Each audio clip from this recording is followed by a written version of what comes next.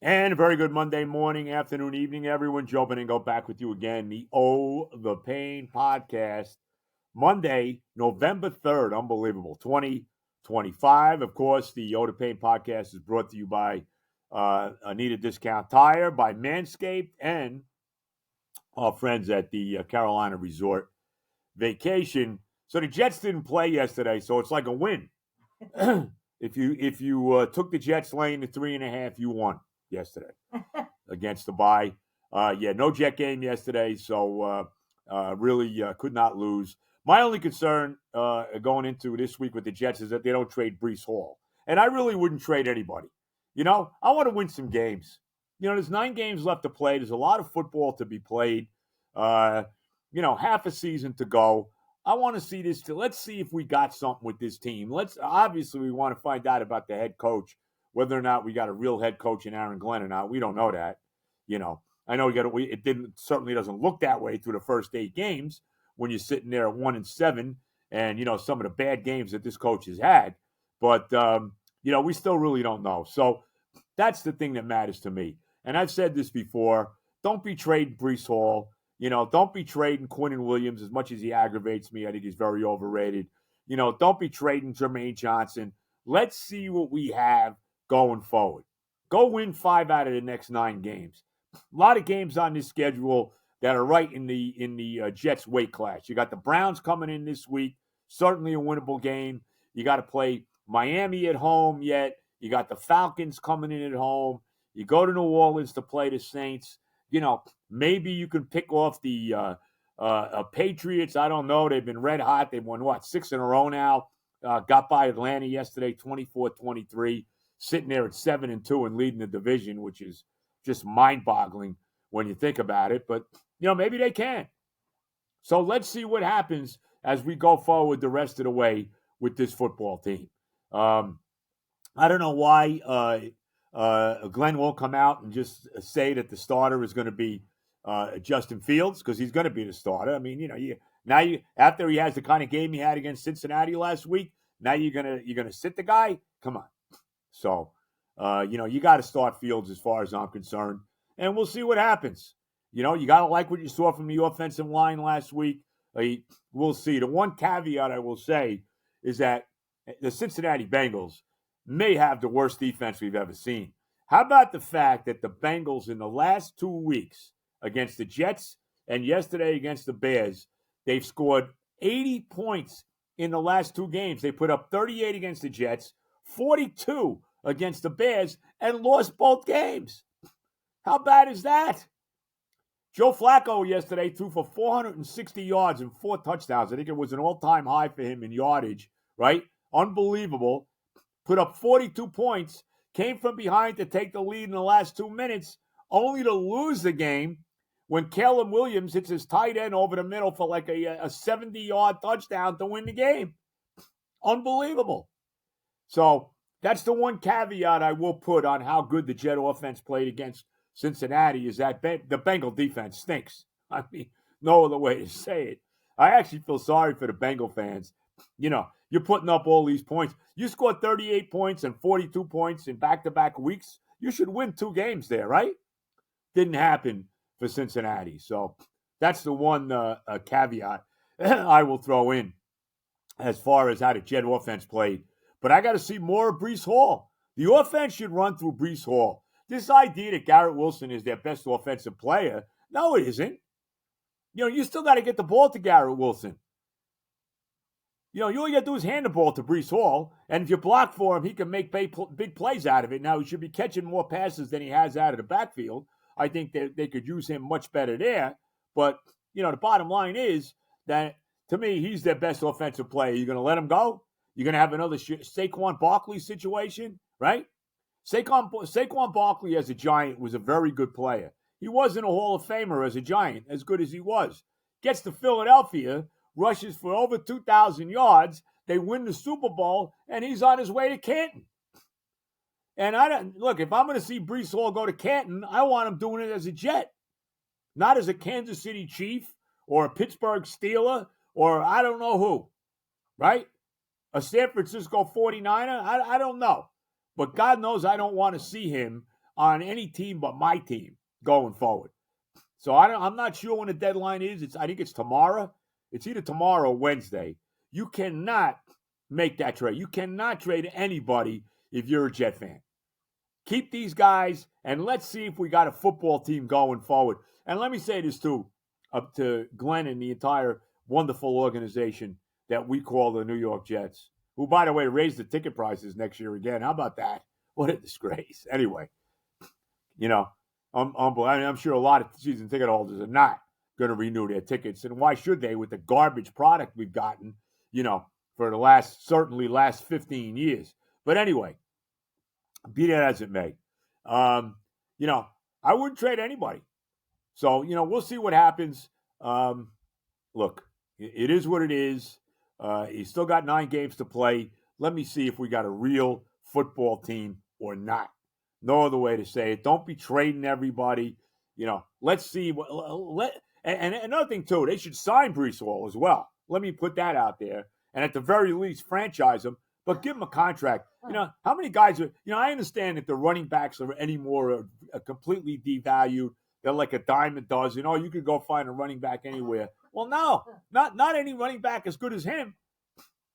And I'm telling you, you put him on another team where you got a real head coach, okay? You put him with somebody like Sean McVay or Kyle Shanahan or Mike Tomlin, somebody like that. Dare I say Andy Reid, forget it. He'll be the best back in the league. So let's see. I want to see more of him. I want to see him be a Jet. I want to see him get paid. And at the very least, I want to see them franchise him. I do not want to lose Breece Hall. You got a couple offensive weapons on this team, not many. You got him. You got Wilson. Looks like you may have the tight end now in Taylor, Mason Taylor. Looks like you got a weapon with him as well. I'd like to see a little more of this kid, Isaiah Williams. He was a big factor in the Bengal game. I'd like to see him more used in the offense. Maybe you got some weapons here. Let's see. But I want to see them, next year when you got a young rookie quarterback that more or less is going to be starting for them next year. At some point in the season, maybe not right away. But look, even if they wind up going 5-12 or 6-11, they're still going to get a very high draft choice and still going to get their shot at that quarterback, whoever that guy may be. And I got to tell you something, and I don't know if he's coming out or not next year. I've watched a lot of Texas this year. I think I've seen the last 5 games, pretty much the last 5 games. And, watching him I knew he had his best game this past Saturday against Vanderbilt as they barely held on to beat him 34-31 as the defense kind of gave it up late. But Manning was very good in that game. I think he had his best statistical game, over 300 yards. What he throw for 3 touchdowns in this game. He really looked good against Vandy. And Vandy's a highly rated team. So if you give Arch Manning protection, he to me looks like the real deal. So keep an eye on that. The kid at Alabama looks really good. Ty Simpson. Everybody loves Mendoza out of Indiana. Hard to gauge him. I know they had that big win over Oregon. But you look at the college football. You look at the Big Ten. The Big Ten is very top heavy. There's maybe 3 or 4 teams that are really good in the Big Ten. And sometimes it's hard to gauge. Indiana played Maryland this past week, and they just annihilated them 56-10. So you got a couple really good teams. Ohio State, obviously, Indiana, Oregon. Outside of that, who are the really, really good teams in the Big Ten? Who are they? Nebraska, really? Illinois, Iowa? I don't think so. So that's always something to keep in mind. When you're playing that SEC schedule, and I was telling this to my wife the other day, you rarely see the kind of blowout game in the SEC, no matter who's playing who, that you'll see in the Big Ten. You won't see, like Oregon beating Rutgers 56-10, Indiana beating Indiana beating Maryland 56-10. Even yesterday with Penn State getting whacked on Saturday by Ohio State 38-14. This is, obviously a very transitional year for the Nittany Lions in Happy Valley, as with the coach gone and the quarterback hurt and all of that. So, it's hard to gauge because the Big Ten is so top heavy. You got, maybe I'll throw Michigan in there. They're a decent team. But that's it. In the SEC, man, anybody could beat anybody. I mean, every game is a close game. I mean, even Florida, who's not the best team in the SEC, they already got a win over Texas, even though they fired their coach too. They already got a win over Texas, and they gave Georgia all they wanted the other day in the cocktail party in Jacksonville. They beat them 24-20, Georgia won 24-20, but some questionable decisions by the interim head coach there. They had a lead 20-17 late in the game. Florida had a 4th and 1 that they decided instead of kicking a short field goal to give them a 6-point lead, they went for the first down and didn't get it. And then, of course, Georgia went right down the field to win the game. So, I don't want to say the SEC quarterbacks are better. I don't want to say that. But, you look at some of these young quarterbacks that have come out of the SEC. You look at Jackson Dart, what he's doing with the Giants, even though the Giants lost again yesterday to the 49ers. You look at the kid in Washington, although he hurt himself yesterday out of LSU, Daniels, hurt his arm, maybe done for the year, as they got whacked by Sam Darnold and the Seattle Seahawks. How about Sam? How good has Sam Darnold been, man? I don't know why Minnesota let him go. I know Minnesota had a big win yesterday over Detroit. McCarthy had a big game there for the Vikings. But Sam Darnold, man, he's lighting it up. What are the Seahawks now? 7-2 on the year? And remember, Darnold's a starter last year, went 14-3 with Minnesota. So, another great move by the Jets. Jets drafted him 3rd overall. They decided to let him go. The great regime of Mike McCagnon and Adam Gase decided to cut him, get rid of him. And we know how that all played out. And look at what Darnold's doing now.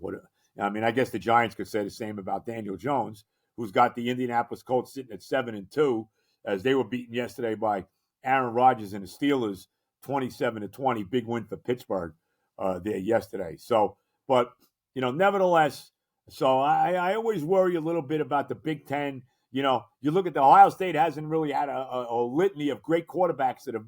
I know C.J. Stroud's been pretty good, but Houston's having their problems too. They lost yesterday to the Broncos on a last-second field goal. They're sitting there at, 3-5 now, I believe they are.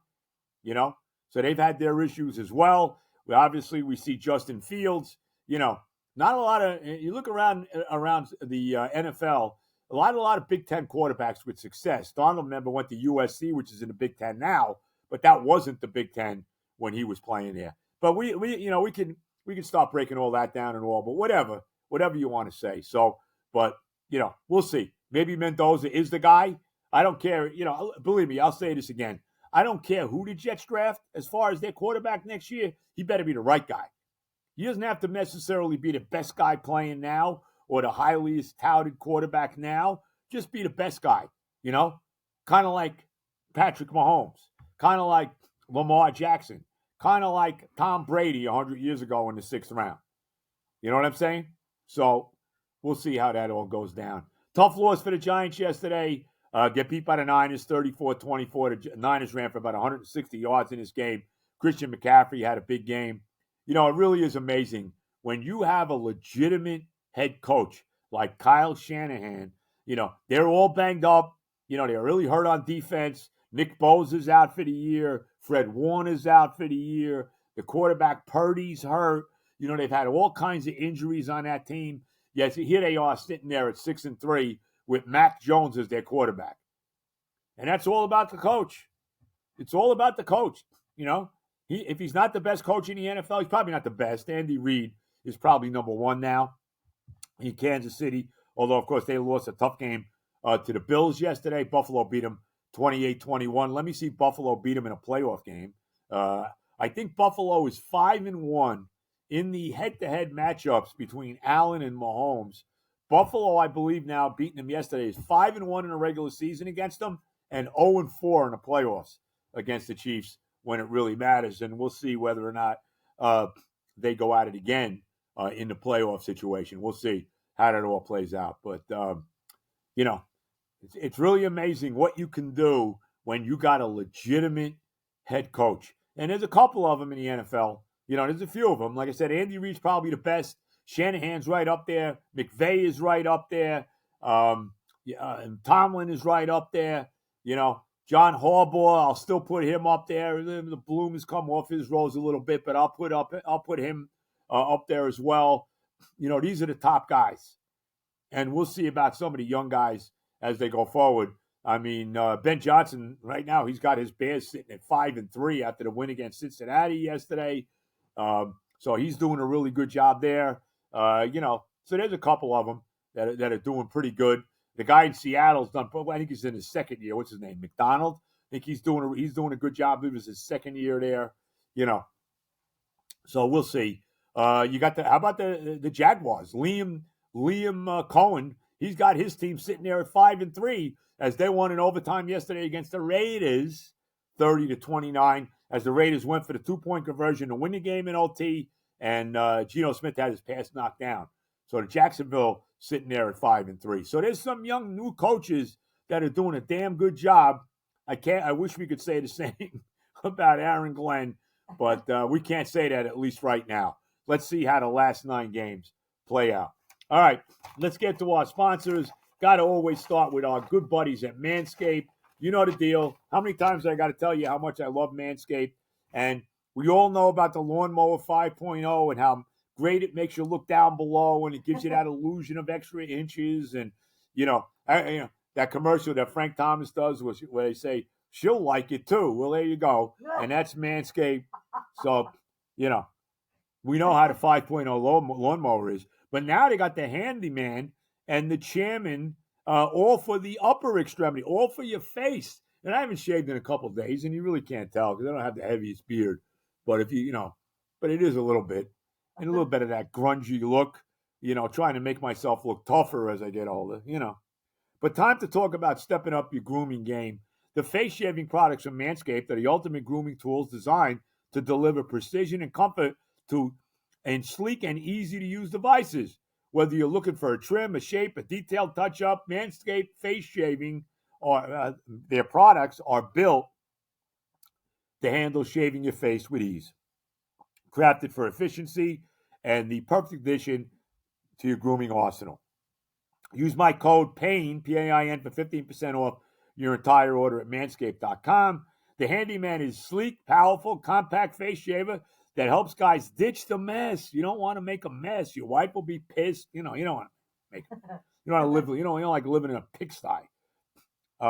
Cordless and designed for convenience. It easily fits in a bathroom drawer, or slips into an overnight or gym bag for easy grooming on the go. Join the over 12 million men who trust Manscaped and upgrade to the Handyman Rocket Man. You can use my code PAIN for 15% off your entire order at manscaped.com. 15% off plus free shipping with the code PAIN. Manscaped.com. Don't miss out. Upgrade your grooming game with Manscaped today. Don't forget about the underwear. I got them on right now. Don't forget. I won't show you them, but they're very nice. Also, show your sexy legs. Oh, my legs are so goddamn sexy. They're hairy, I know that. But anyway, be that. Not shaving. I haven't shaved my legs in a while. Anyway. Yeah, right. Anyway, where was I? I lost my mind here. Yes, they also have the great shampoo and conditioner. You can use it as body wash as well. Check it out. You know I love Manscaped. Tell them Benigno sent you. All right. Carolina Resort Vacation. Great place. My kids were down there in the summer. Loved it. Unbelievable. You're looking for a perfect vacation spot? Check out Carolina Resort Vacation, OBLV Unit 2. Beautiful. North Myrtle Beach, South Carolina. They got everything there. 5 spacious bedrooms, each with a private en-suite bathroom. Man, imagine having your own bathroom. Unbelievable. A fully stocked kitchen ready for family meals or group cooking nights. Arcade-style gaming table with 150-plus classic games. Smart TVs in every room. Entertainment for everybody. Steps from the beach. Minutes from the Barefoot Landing. The mini golf. Ripley's Aquarium. Myrtle Beach Boardwalk. All the great golf courses down there. The unit is freshly renovated, spotless, and spacious. Perfect for family trips, group getaways, or a relaxing retreat by the ocean.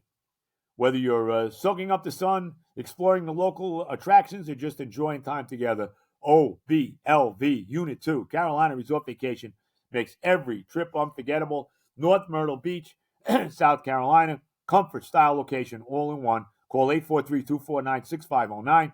Visit CarolinaResortRealty.com. Learn more and start planning your trip today. 843-249-6509. Again, tell them Joe B sent you. And, of course, you need work done on your car. You need where to go. You know where to go. And that, of course, is Anita Discount Tire, beautiful Rivervale, New Jersey. Westwood Avenue, see my son Johnny, see his great boss Ari, see the whole group over there. And whatever your automotive needs are, they will take care of you at Anita Discount Tire. Again, tell them Joe B sent you.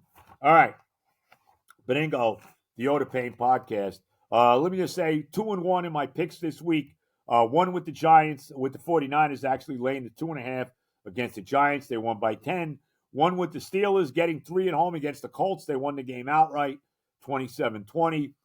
Thought I had the Bengal game, too. Thought it was going to be up 3-0 when the Bengals scored that touchdown late and took the 42-41 lead. And I'm saying to myself, geez, I'm getting 3. So even if the Bears come back and kick a field goal, I'm going to cover the number here and go 3-0. As Caleb Williams hit the tight end for like a 65-yard game-winning touchdown. So the Bears won the game 47-42. So 2-1 last week. That makes me, I believe, 11-16 for the year. Has not been a good year, but still a lot of games to be played. 9 weeks of football to go. So we'll see if we can, change that trend and get back at least over the 500 mark. As my wife's laughing about something, I don't know what it is. It's got to be some kind of political thing here, I'm sure. You're going to show this to me? What is this here? What do you got? Oh my God. Wouldn't that be awesome? That would be good, but we won't get into what you showed me. But it is would be very good. But anyway, as I have a little water here. Nice. Anyway, so 2-1 this past weekend. Monday night game tonight, Dallas and Arizona. I don't know if that gets you too excited or not, but nevertheless. As far as the World Series, the Dodgers win again. An epic Game 7. I didn't watch a pitch of it. I don't care. I didn't care. I hate the Dodgers. I hate Ohtani. I hate them all. All right? So they won. Big deal. They won 2 in a row. They're a great team. We give them all of that. No doubt about it.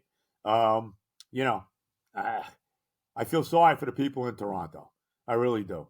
They were right there. We're 2 outs away from winning their 3rd all-time World Series. Didn't happen. They had a 3-2 lead coming home. Lost both games at home in Toronto to lose the series. What else can I say? So the Dodgers become the first team since the Yankees back in 2000 to win consecutive world championships. The Yankees won 3 in a row. Dodgers got 2 in a row now. Hopefully that'll be it for them, and we'll see. The only thing that I care about, and by the way, can I say this too? Look, my hair looks great, huh? By the way, the only thing that I care about in baseball is, my team, and I got another thing to say about the World Series too, is my team signing Pete Alonso and Edwin Diaz. I don't care what else they do. Sure, it'd be great to go trade for Tyreek Skubal. That would be great. No doubt about it. But right now, my number one priority is signing my people. Signing Pete Alonso, who, will probably wind up as the greatest, go past David Wright, as the greatest everyday homegrown ball player we've ever had, right? He's already our all-time home run leader. Surpassed Strawberry this past year, had a great year. Hit 272, which is like hitting 300 anymore in baseball, and nobody hits 300. I only care about that and signing Diaz, who's probably the best closer in baseball and maybe the best closer the Mets have ever had. So get those 2 guys done. Do it before the free agency starts, although Diaz is not opted out yet, so who knows? Maybe he won't. I doubt it.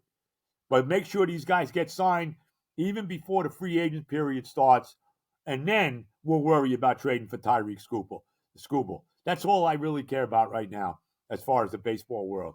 One other thing, too. Isn't it a shame that baseball had this epic 7-game World Series? They had 2 just tremendous extra inning games. The one game went 18 innings. The other game, the 7th game, went 11 innings. And these games went till 2:30 in the morning. Even on a Saturday night, who's staying up till 2:30 to watch this entire game? At some point, you're passing out. And I know it's all about money, and all they could give a damn about the fans. They could give a rat's tail about the fans. We all know that. It's all about, Manfred squeezing out as much money as he possibly can from the networks. Obviously, Fox determines what time the games are going to start. Can you start them maybe at 7 o'clock? No, we got to have an hour pregame show. What is the point of that? Who is sitting there and watching the ridiculous hour pregame show in the World Series games? Who gives a damn? Really? Do we really need to see that? Do we care about seeing Big Papi, Derek Jeter, and A-Rod talk about, the game that you're going to watch in an hour? No.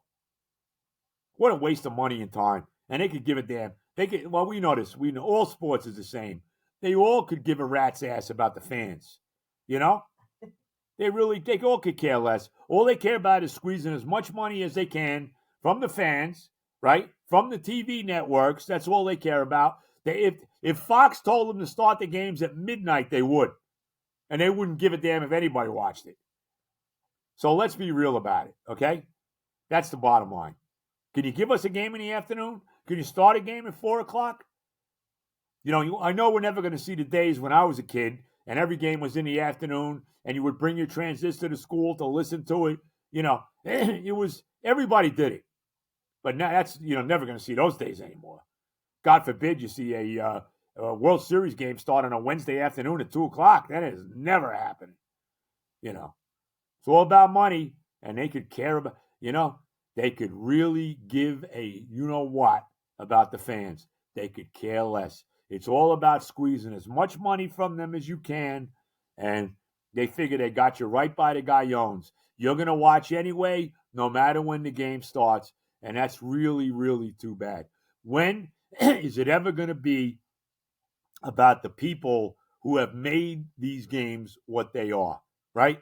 Who have made the NFL and MLB and the NBA and even the NHL multi-billion-dollar corporations, right? Nah, who cares? They don't give a crap about us. You know that. Unbelievable. It really is. And one more thing before I go. Just want to mention about the Knicks. They came back yesterday, beat the Bulls at the Garden. They're 3-3. They're 3-0 at home, 0-3 on the road. They play Washington tonight at the Garden. Relax. If you're getting nervous about the Knicks, relax. Okay? There's only 76 games to go. It's all about the playoffs. The Knicks will be in the playoffs. The Knicks will win their 50-plus games. Everybody calm down, and we'll see what they do in the playoffs. Get ready.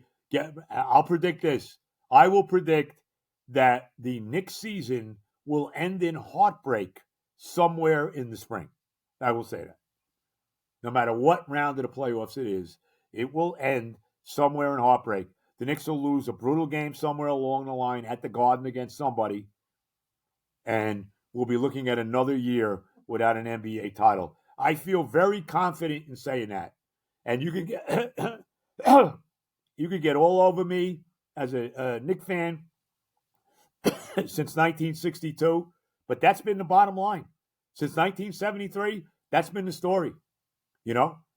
As I've said, whether it's Michael Jordan killing us, whether it's Reggie Miller killing us, whether it's Akeem Olajuwon killing us, whether it's Charles Smith killing us, whether it's Tyrese Halliburton killing us, it doesn't matter. There's always been heartbreak in the last 52 years now, if you're a Knicks fan, and it'll be 53 going into the spring. So expect a very good regular season. Expect a 50 to 60 win year, probably about 53 wins. And then figure somewhere along the line, they'll probably win the first round without a problem. Somewhere after that, in the playoffs, there will be heartbreak for the Knicks fans again. That is my prediction. I hate to say it. I hate to be a killjoy, but that's what history tells me. And until I see something different, that's what I'm going to believe. Just like the Jets. Until I see the Jets even have a winning season, I'm going to believe they're not going to be any good. Same thing with the Mets. Until I see them win another World Series, I'm going to believe that they're not. So, call me crazy. Even with the Rangers, it's only been, 31 years now since the Rangers won that cup, right? Seems like we waited forever to see them win it, and now it seems like I'm waiting forever again to see them win another one. What a shock. Everybody, enjoy your week. Now, don't forget, tomorrow is Election Day, certainly in New York City and here in New Jersey. Get out there and vote. I don't care who you're voting for. Well, I do, but still, get out there and vote. And, let's get it done, New York City, okay? And let's get it done, New Jersey, okay? But get out there and vote. The early voting is over. Terry and I voted a week ago today, for the early voting for governor. So everybody get out there and vote tomorrow. God bless America. All the love. I will talk to you on Friday. Everybody have an outstanding week.